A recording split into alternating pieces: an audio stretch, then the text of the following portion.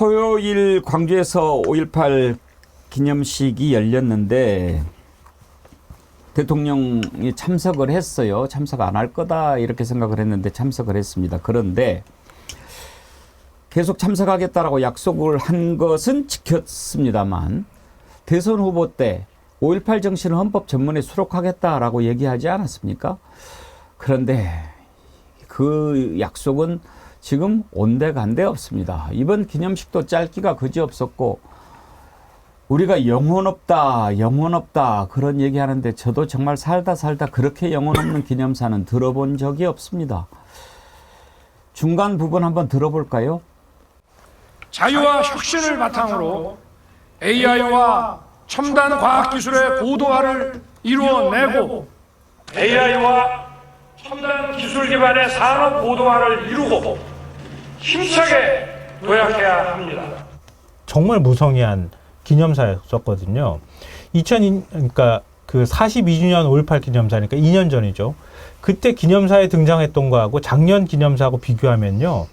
그때 우리가 5월 정신을 잊지 않고 계승한다면 우리는 자유와 민주주의를 위협하는 모든 세력과 도전에 당당히 맞서 싸워야 하고 그런 실천적 용기를 가져야 합니다. 민주주의 위기를 초래하는 안팎의 도전에 맞서 싸우지 않는다면 5월 정신을 말하기 부끄러울 것입니다. 요 정도 더 추가된 정도 맥락에 그 정도밖에 차이가 없었어요. 그래서 너무 무성의하다 이렇게 했더니 올해는 보니까 이팝나무 얘기를 좀 넣었더라고요. 주먹밥 얘기. 그게 지금 2년 전, 그러니까 두 해 작년하고 재작년 거하고 좀 차이가 있었고요. 나머지는 거의 흡사했어요.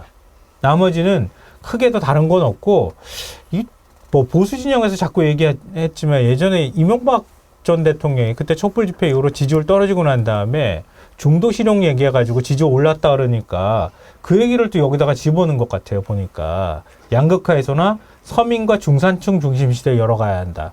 요런 내용을 좀 추가한 것 말고는 그냥 벙벙하게 도대체 무슨 철학과 가치를 넣으려고 하는지를 잘 모르겠더라고요. 올해도 역시. 윤석열 대통령이 정말 너무 이런 우리 역사적 아픔이 있는 어떤 현장에 가서 추념사할 때 너무 무식하고 너무 무례하다라는 생각을 할 수밖에 없습니다. 제가 지난해 제주 4.3 추념식을 보고 정말 경악을 했는데 당시에 뭘 얘기했는지 문화관광, IT 콘텐츠 이게 제주 4.3 희생자들과 유족들이 과연 공감할 수 있는 단어입니까? 아무리 문화관광 IT 콘텐츠 좋아도 강조해야 될 자리가 따로 있죠. 역사적 아픔과 이제 정말 희생자 유족들이 아직도 진상규명에 대해서 아쉬움이 있는 현장에 가서 이런 말 했어요. 그 다음에 5.18 광주 민주화운동 올해하고 작년에 지금 강조해야 된 게 AI, 산업고도화 이게 5.18 추념사로 이게 할 단어입니까? 제가 하나 또 있어요. 윤석열 대통령 옛날에 3.1절 관련해서도 뭐라고 했냐. 일본은 미래지향적 뭐 파트너. 그래서 내가 도대체 3.1절이 어떤 날인지 알고 간 거냐 모르고 간 거냐라고 생각을 하는데 대한민국 대통령으로서 최소한 역사적인 의미가 있는 날 우리가 희생자를 추념하고 위로해야 되는 날에 갈 때는 제대로 된 연설문과 추념사를 가져가셨으면 좋겠습니다.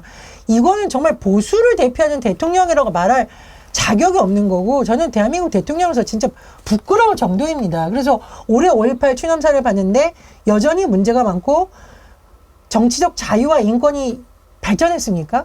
언론 자유 지수 발표되는 거 보고 어떻게 이런 말씀을 하시고 있고 언론사 기자들에 대한 압수수색이 남발되는 나라에서 정치적 자유와 인권을 얘기하는지 저는 이제 한탄스럽고요. 무엇보다 거짓말한 거죠. 본인이 대선 후보 때는 5.18 정신 헌법 이 수록하는 것을 얘기했다가 지금에 가서 쏙 빼는 거 이거 거짓말하는 거 아닙니까? 저는 앞으로 추념사를 쓸 때는 대통령실의 연설 기록관을 저는 좀 다 바꿔야 되지 않을까. 근데 5.18 민중항쟁의 기본 정신이 뭔지 좀 이해는 제대로 하고 얘기하는지 모르겠고요. 윤석열 대통령 연설 비서관은 내가 진짜 누군지 한번 보고 싶어요. 네.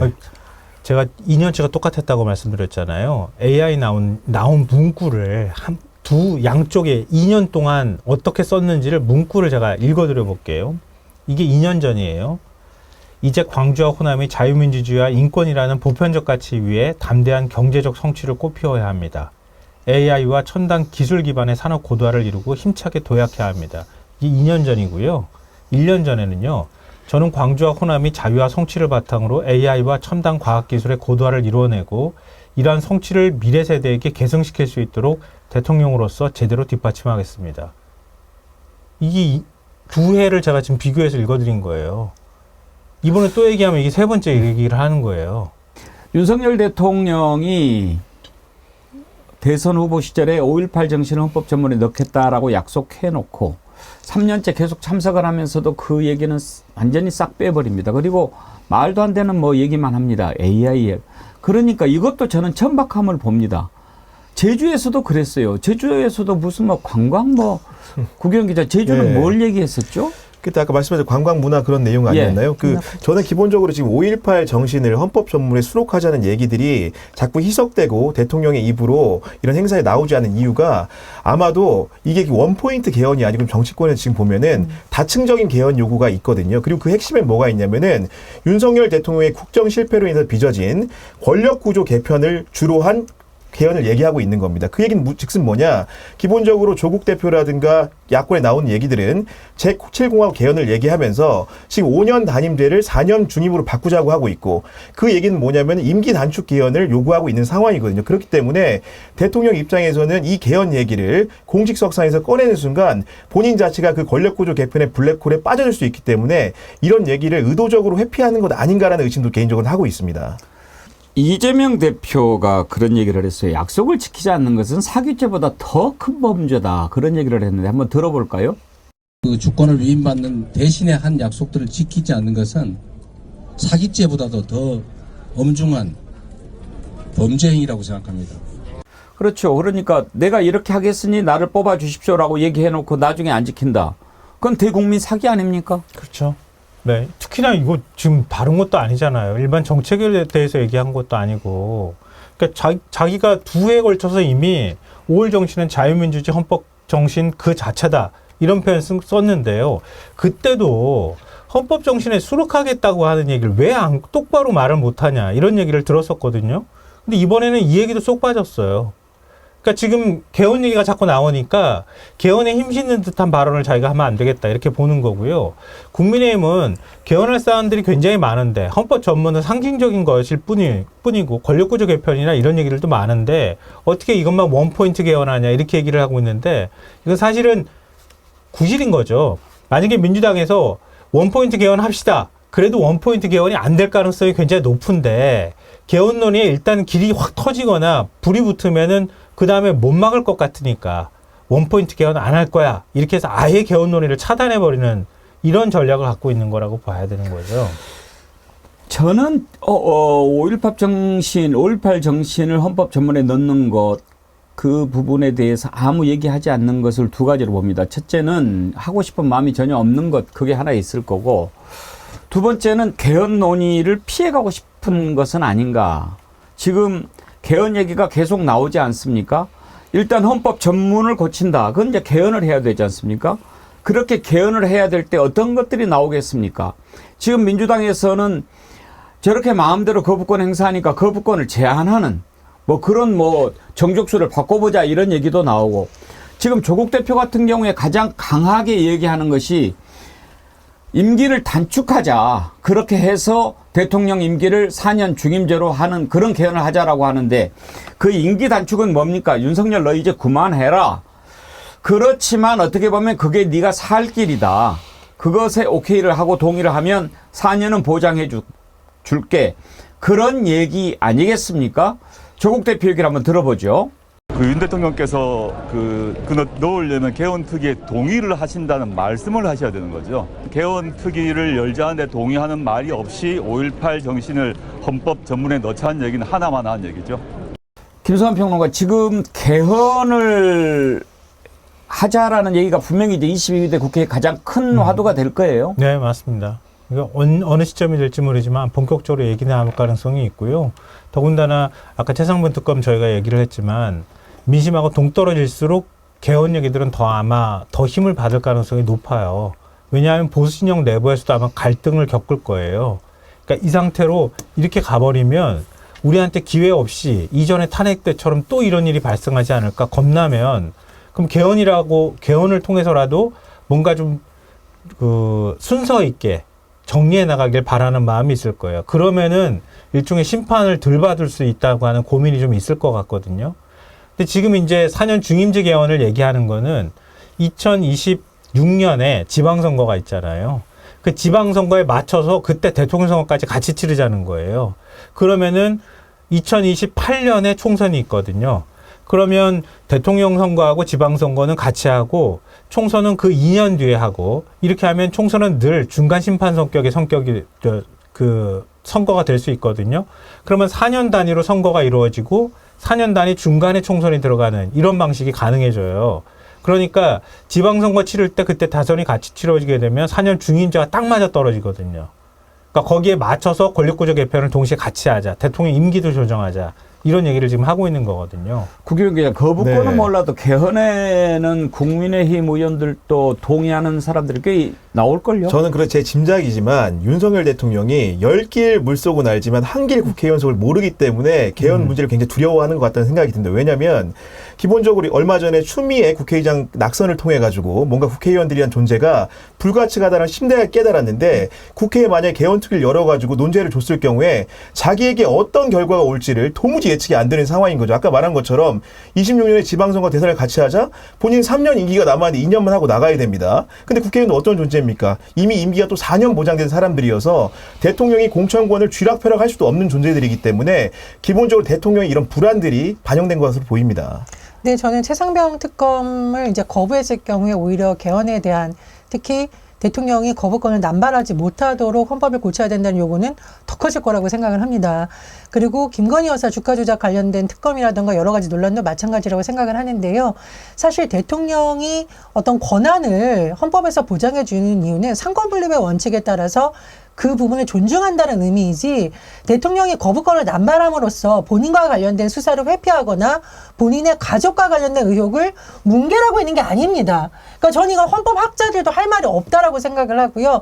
특히 민주당이 주장을 하고 있는 지금 5.18 정신 헌법에 그 전문에 수록하는 것과 그리고 거부권을 제한하는 것을 오히려 요건을 딱 줘야 된다라는 거죠. 예를 들면은 헌법 질서 유지를 위해 꼭 필요한 경우라고 명시하는 것. 이거는 저는 국가발전 차원에서도 반드시 논의가 돼야 되는 부분이라고 생각을 합니다. 그래서 국민의힘 의원들도 아마 개헌특위를 통해서 이 논의가 될 때 반박할 논의가 굉장히 궁색해지는데 구 기자님 말씀해 주셨듯이 대통령으로서는 아예 개헌의 개자도 못 꺼내는 분위기를 만들기 위해서 아예 언급을 안 한 게 아닐까 이렇게 생각을 하는데 다른 것도 아니고 본인이 공약으로 내겠다는 것에 대해서 이러는 건 너무 좀 비겁하고 좀 그런 거 아닌가. 이제 약속해놓고 안 지킨 게 한두 가지가 답답합니다. 아니니까. 법률 전문가들은 다 아는데요. 저는 뒤늦게 나중에 알았던 사안이었는데 헌법과 법률에 권력이라는 단어는 우리나라에서 딱 한 번 쓰여집니다. 헌법 그 1조라고 우리가 얘기할 때. 모든 권력은 국민으로부터 나온다. 네. 오직 권력을 갖고 있는 건 국민입니다. 그러면 대통령이 할 수 있는 건 권한입니다. 국민이 위임해준 그 범위 내에서 제한적으로만 권력을 행사할 수 있습니다. 그 대통령이 가지고 있는 권한이라고 하는 거예요. 그러니까 대통령의 권력은 국민이 제한한 것만큼만 행사할 수 있도록 돼 있는 거예요. 그래서 모든 그 헌법과 법률 안에 그 권력이라는 단어 딱 한 번 쓰이고 나머지는 다 권한 이렇게 돼 있습니다. 근데 지금 상권분립 얘기하는데요. 거부권을 행사하는 거 국민이 대통령한테 이렇게 제한된 권력으로서 당신이 그걸 거부권을 행사해라고 준 거예요. 근데 내한테 주어진 권력이라고 내가 마음껏 누리면 그건 권력이 되는 거잖아요. 권한이 되는 게 아니라. 내 멋대로 할 거야. 그거는 일정하게 절제되고 국민이 위임해 준 걸 그 안에서 자기가 행사해야 되겠다는 인식 자체가 없다는 거로 보이는 거예요. 그러니까 그거는 애초에 원래 주어졌을 때부터 제한되어 있는 권한인데 불구하고 나한테 주어졌으니까 내 마음대로 행사해라고 하는 건 앞뒤가 안 맞는 형용 모순이 되는 거예요. 아까도 얘기했지만 개헌이 윤석열 대통령 사는 길이 될 수도 있다는 것을 알아야 합니다. 조국 대표가 그 부분에 대해서 얘기한 것을 하나 더 들어볼까요? 그 개헌에 동의하신다면 지금까지 국정 운영의 실패, 비리, 무능, 무책임에도 불구하고 대한민국 헌법을 바꿨다는 점에 있어서 기여한 대통령으로 역사에 남을 것이라 생각합니다. 지난 2년간 윤석열 정권이 법과 제도에서 이룬 것은 제 기억에 개식용 금지법밖에 없는데 개식용 금지법은 제가 아는 바로는 김건희 여사의 관심사로 알고 있습니다. 이제 윤석열 대통령이 본인의 결단으로 역사에 남을 결단을 해주시길 바랍니다. 지금 국민들의 심정은 개헌 동의해주면 4년 보장해줄게. 여기에도 사실 반대하는 국민들이 훨씬 더 많을 거라고 생각합니다. 이번 총선으로 정리가 딱 돼야 된다라고 생각했던 국민들이 많지 않겠습니까? 국민들의 허탈한 심정 충분히 제가 이해합니다. 더군다나 이번에 민주당의 국회의장 후보 선출하는 과정에서 또 많은 지지자들이 실망했던 것도 그와 괴를 같이 한다고 봅니다만, 그렇지만 이제 좀 마음을 추스를 때가 아닌가 생각합니다. 모든 힘을 다 해서 싸웠는데 그 결과가 미치지 못했을 때는 참 힘들죠. 힘들지만 최선을 다하면 반드시 그 결과는 아름답게 나오는 것을 저는 많이 봅니다. 끝까지 포기하지 않는 것 아주 중요합니다.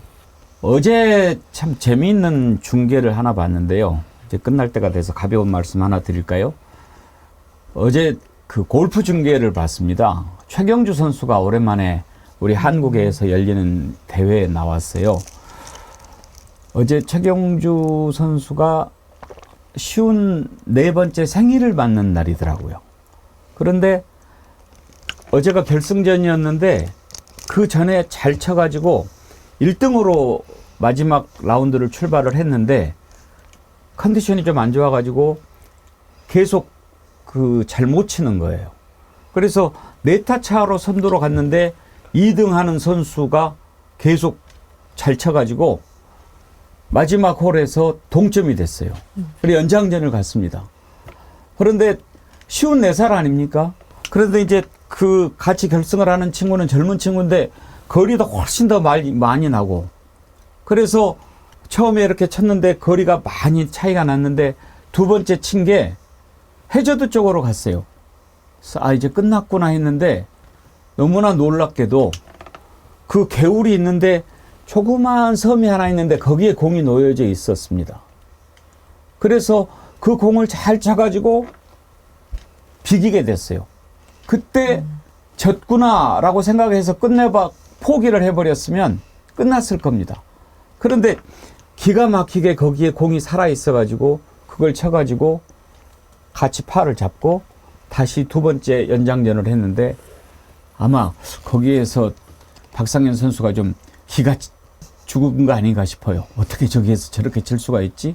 결국은 기가 막히게 두 번째 연장전에서 승리를 했는데 제가 그걸 보면서 저게 정말 스포츠의 좀 멋이구나, 매력이구나라고 하면서도 쉬운 4살, 더군다나 이제 17번 홀부터는 허리가 좀 삐끗해가지고 잘 힘들어 하더라고요.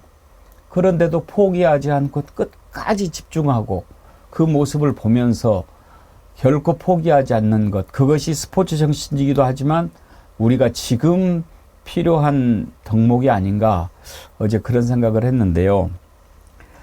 정말 여러분들 지금 너무 힘들 때이지만 이럴 때 저들이 노리는 것이 우리가 지치고 포기하는 겁니다. 포기하지 않아야 합니다.